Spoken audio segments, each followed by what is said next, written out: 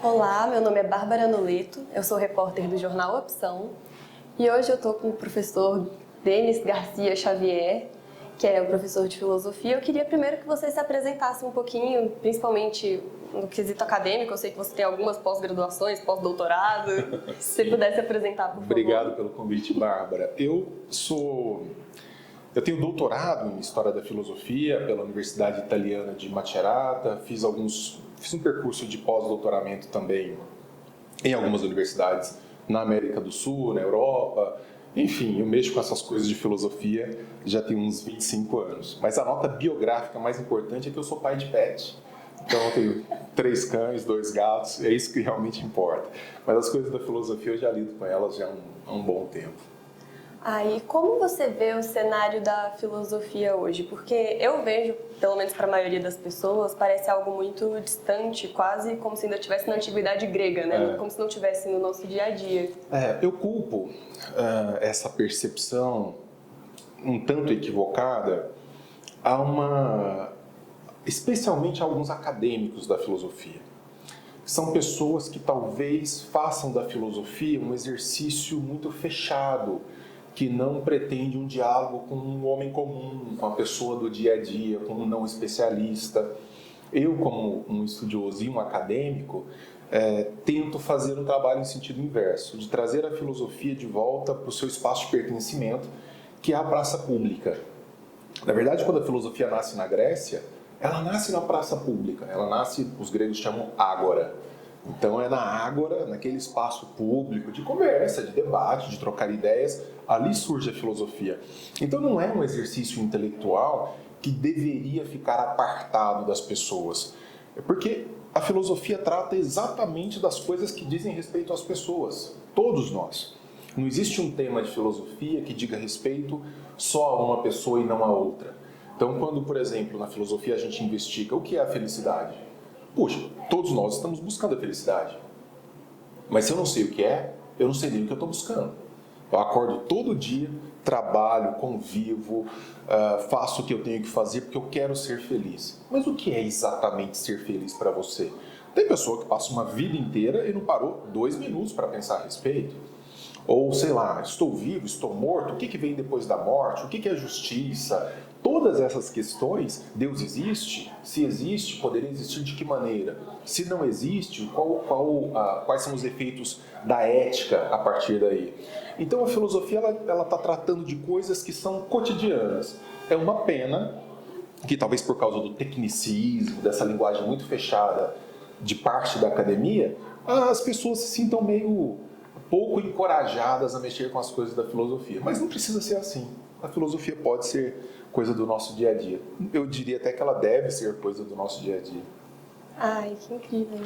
E o filósofo contemporâneo? Como que é a vida dele, a atuação dele hoje? Olha, a filosofia ela tem marcações históricas a despeito do fato de tratar de temas universais. Então, eu citei agora um exemplo. Você está ali conversando com um poeta que está falando sobre o amor.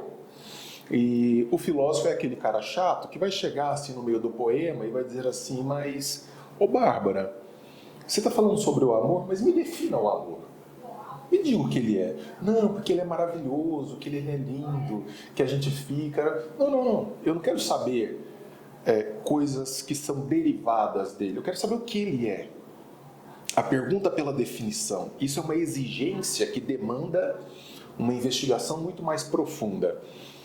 Então, esses temas são universais. Só que as correntes históricas da filosofia vão mudando em função de determinados momentos históricos. Por exemplo, agora, mais recentemente, surgiu uma corrente da filosofia que é a bioética, que vai discutir sobre o aborto, que vai discutir a questão dos animais. Os animais devem ser detentores de direitos? Quais direitos? Qual a relação ética que nós devemos ter com os nossos pets? Então, essas discussões são próprias do nosso século, são próprias do nosso tempo. E nós vamos abordá-las filosoficamente. Quando você pega no mundo antigo, você tinha um regime democrático, por exemplo, surge ali no 6º século a.C., as perguntas eram próprias de um regime que estava nascendo. Quais são os problemas com a democracia? Quais são as suas lacunas? Tanto que hoje, quando a gente vai fazer crítica à democracia, a gente recorre àqueles conceitos que foram trabalhados lá na antiguidade. Então a filosofia está sempre olhando para os problemas de um tempo e debatendo os problemas de um tempo. Os filósofos contemporâneos estão olhando isso. Por exemplo, a ética das redes sociais. As redes sociais são um fato... E é um tema dificílimo. Dificílimo, dificílimo. Questão da liberdade de expressão. A gente vive num país que está apanhando muito a questão da liberdade de expressão. Há um avanço muito perigoso no que diz respeito à restrição da liberdade de expressão. Porque quando alguém diz assim, a liberdade de expressão deve ser restrita. Ok. Quem vai restringir segundo quais parâmetros? Ou seja, é muito simples a gente restringir ou mandar silenciar alguém quando a coisa é muito evidente. Mas e quando ela deixa de ser tão evidente e passa a ser só de arbítrio de um certo braço do Estado ou de uma certa percepção subjetiva de um juiz, de um ministro? Quer dizer, o cara vai decidir sozinho o que um país inteiro pode ou não falar. Esses temas são temas da filosofia e eles devem ser discutidos. A filosofia é esse exercício do incômodo, é esse exercício da contramão. Quando está todo mundo falando, é isso mesmo, não, parabéns. O filósofo é aquele que vem e fala, será que é isso mesmo? Será que o caminho é esse mesmo? Tanto que o conceito grego de verdade é aletheia. Tem até algumas meninas que chamam aletheia, né, em português, mas é aletheia. Esse termo grego para verdade significa, esse alfa no começo da palavra é alfa de não ter, de privar. Letes é cobertura, é aquilo que vela. Então, a verdade é você tirar o véu. É você descobrir, tirar a cobertura. Nem todo mundo está disposto a descobrir a verdade sobre as coisas, mesmo porque às vezes a verdade incomoda. E essas redes sociais, nas redes sociais, eu acho que essa discussão entra muito porque a verdade se torna quase subjetiva, cada um tem a sua, né? Não, isso é perfeito. Se todo mundo tem verdade que vale, que tem peso, o mundo fica bem perigoso. Mas ao mesmo tempo, onde está a verdade? Então esse debate sempre existiu, o que a gente não pode é abandoná-lo. Porque se a gente cai num relativismo extremo, qualquer coisa é resposta. Então a gente vive numa época muito perigosa que é a seguinte.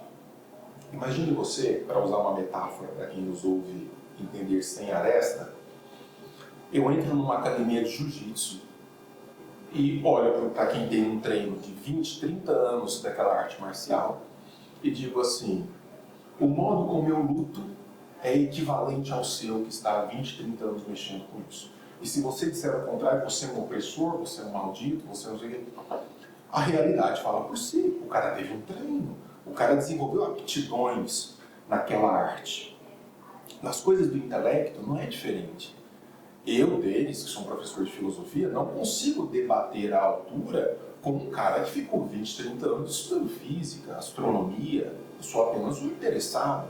O problema é que a rede social, como ela deu voz a todo mundo, e mesmo os idiotas se encontram na vulgaridade, então passamos a ter uma percepção de autoridade baseada em quantidade de seguidores, de pessoas compartilhando uma visão, e não mais uma autoridade construída com método, com rigor, com racionalidade. Isso é muito perigoso. Porque não é que as pessoas não tenham que ter voz, elas têm que ter voz. Mas nós precisamos entender quando é alguém que nunca estudou aquele tema, que nunca falou sobre aquilo, emitindo uma opinião qualquer, e quando alguém que realmente pesquisou a respeito tem uma opinião mais balizada, mais ajustada. Mas eu acho que é uma questão de tempo para a gente meio que se colocar nesse debate. Eu vi um trechinho do seu livro mais novo sobre coletivismo. Sim. E teve uma frase que eu queria te perguntar sobre ela, que diz o seguinte, que falar besteira é mais perigoso do que falar mentiras. É verdade. Você pode destrinchar um pouco esse assunto? Posso, sim. Desde que a filosofia é filosofia surge há 2.500 anos com um cara chamado Tales de Mileto, lá na Grécia. Há uma grande preocupação no exercício do filosofar em, antes de tudo, reconhecermos a ignorância quando ela é ignorância. O Sócrates, que foi um grande filósofo, mestre de Platão, né, um dos maiores filósofos da história, ele se dizia sábio não porque ele sabia alguma coisa, a não ser o fato de ser ignorante. Então ele vai dizer assim, por que eu sou sábio? Porque eu sei que nada sei, porque eu sei aquilo que eu ignoro. Então, quando eu encontro alguém, por exemplo, nas minhas redes sociais, aparece alguém e fala assim, nossa, professor, eu estava lendo isso, estava lendo aquilo, estava ouvindo aquele argumento, como eu sou uma pessoa que não sabe nada, puxa vida, eu me sinto burro. Então, essa é a condição do filósofo. É isso que nós queremos. Eu não sei, olho no espelho e digo, eu não sei. Aí eu me abro para a possibilidade do conhecimento. Então, você reconhecer que não sabe é muito menos nocivo e perigoso do que o que acontece com a maioria das pessoas. Não sabem, mas na pressa de terem uma opinião e não se sentirem excluídas de um debate público, que acontece muito nas redes sociais, saem falando o que vem ou aquilo que apetece mais imediatamente. A pressa, o imediatismo, a ausência de reflexão levam constantemente pessoas a mentirem, a falsearem posições, em vez de simplesmente dizerem eu não sei, o que seria muito mais simples e muito mais honesto intelectualmente. E ainda tem uma outra questão que eu acho muito complexa nas redes, é que criaram-se bolhas, né? Segregaram os grupinhos. Então, a maioria das pessoas só tem contato com quem concorda com a ideia. Então, acaba que não existe o que existe muito na filosofia, que é a troca, o contraditório, o mudar de ideia, que é importante, né? O que acontece filosofia é diálogo e argumentação. Só que o próprio Platão, que escreveu um punhado de diálogos, ele falava, é diálogo, mas é cordialidade e respeito. Então, se eu estou dialogando com você em busca de uma resposta, nós dois estamos imbuídos numa mesma causa. Eu não quero te destruir, eu não quero te diminuir, eu não quero te humilhar publicamente. Não, a gente está querendo definir uma coisa, a gente está buscando uma coisa, e quando você me faz perceber um erro, nós dois ganhamos. Essa é a beleza da dialética.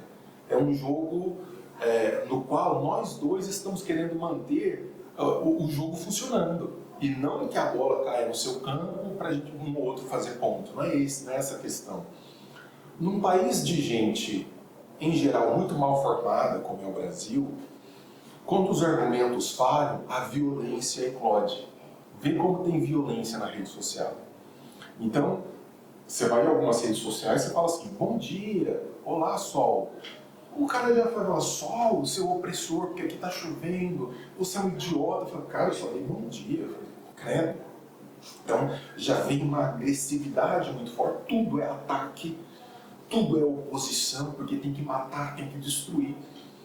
Porque falta isso que a filosofia evoca. O bom debate, a boa discussão que tem que existir. Então as pessoas acabam se fechando mais e mais e mais em grupos. Elas acabam não querendo contato com aquilo que pode violar uma certa percepção de mundo. Como eu já percebo o mundo dessa maneira, estando isso correto ou não, é como eu me sinto confortável. E eu não quero ninguém me tirando do meu conforto. Então vira um mundo de bolhas, enclausurado em si mesmo. Ninguém conversa com ninguém, a não ser para xingar. E isso realmente é muito problemático, porque nenhuma civilização consegue avançar, consegue se aperfeiçoar dessa maneira. E o seu livro sobre o coletivismo, você pode me falar qual é o perigo do coletivismo de uma forma mais resumida para a gente fechar o vídeo? Falo sim. O coletivismo é o grande mal que existe na vida em sociedade, na minha modesta opinião e na opinião de tantos filósofos. Eu não sou um filósofo, eu sou um professor de filosofia, mas na posição de tantos filósofos no curso da história. E o que é o coletivismo? É quando você olha para o indivíduo, colocando esse indivíduo mercê de um grupo, em função de um grupo, de uma visão coletivizada. Então, um coletivista não olha para a Bárbara como a Bárbara, uma jornalista que tem os seus sonhos, os seus objetivos, que tem a sua história, etc, etc.